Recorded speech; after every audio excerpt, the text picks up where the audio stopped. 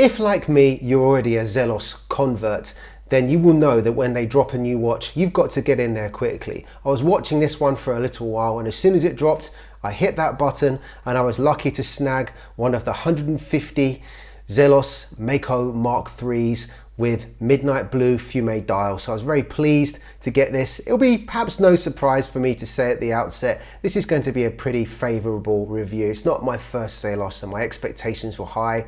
Fortunately, it's fulfilled most of them. There are a few niggles, as we'll get into, but overall, it's a fantastic watch. No surprise there.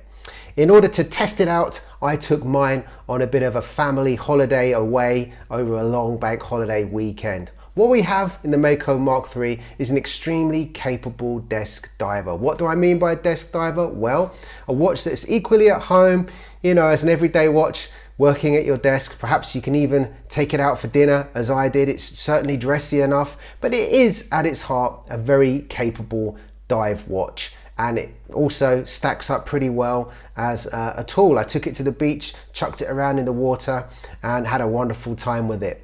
Okay, let's get further into it. Let's flip the camera and find out what the deal is.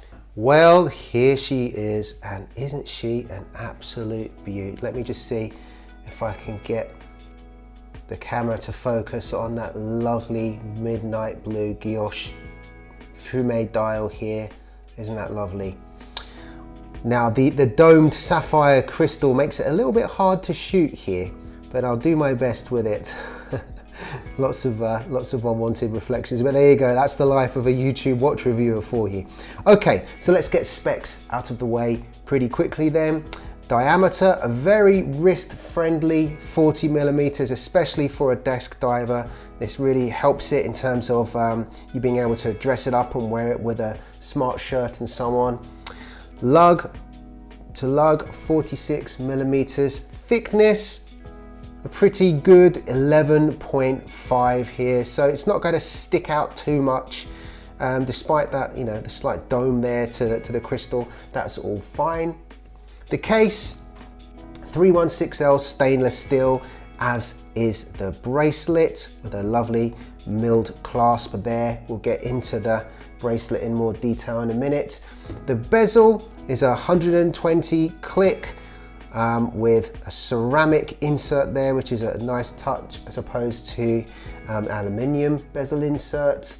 The movement is a Miyota 9015, sweeping away nice and smoothly there with the date wheel at the bottom here. Helps with the symmetry. That's really quite nice there. Do rather like that. Okay, so let's get further into the features then. So let's look at design first of all. Okay, so in terms of design here, we've got some nice pops of color. I like the way that we have the yellow lettering and the little yellow detail on the seconds hand here. We've got superluminova on the indexes here, which will come as no surprise. We've also, as well as the dive time bezel here, got a seconds track around there. That's pretty nice too. Also, in terms of the dial here, let's pop the crown out so we can see the logo a little better here. Okay, so it's an opportunity to see that this hacks as well. So let's just do that. We can see the Z for Zelos there. There we go.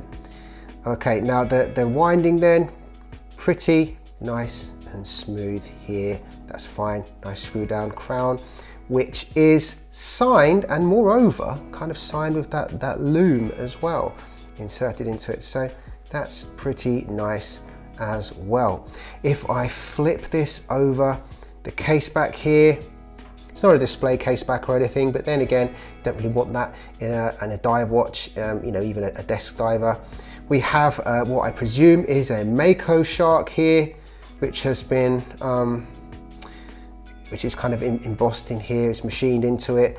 It's okay. It's pretty good. I think when you really look at this under macro, this you can see that this is more reflective of the price point. It's not wonderfully finished, but it's pretty good.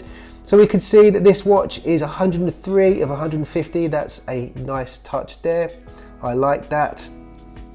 In terms of the case design then, I really rather like the way that this tapers in here with the brushed and polished aspects of the case. So that tapers in there towards the crown.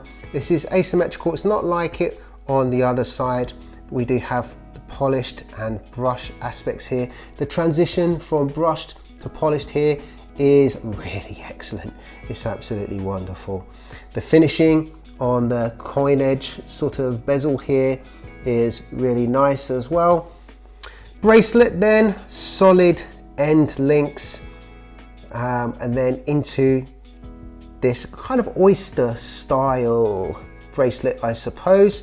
The clasp then, it doesn't have a locking part coming over here. This I'm not such a fan of, actually. I'm just going to bring my other Zelos into play here out of the case. Okay, so here's my other Zelos, the Swordfish 40 in titanium, which has, there we go, a locking clasp over there, which I prefer actually than this, I have to say. What I don't like is when this is on wrist, this bit sticks out, it seems to me, quite a lot, and that's going to be, that polished part here is going to be an absolute scratch magnet unless you really baby this thing. I think I am going to baby this thing if I hang on to it long term. But yeah, that bugs me slightly. So the bracelet on the Swordfish I like more. I like the way the links articulate a little bit better, actually, being somewhat smaller, and as I say, I prefer the locking clasp there. The clasp itself, I should say, always lovely to see, nicely milled out of stainless steel here.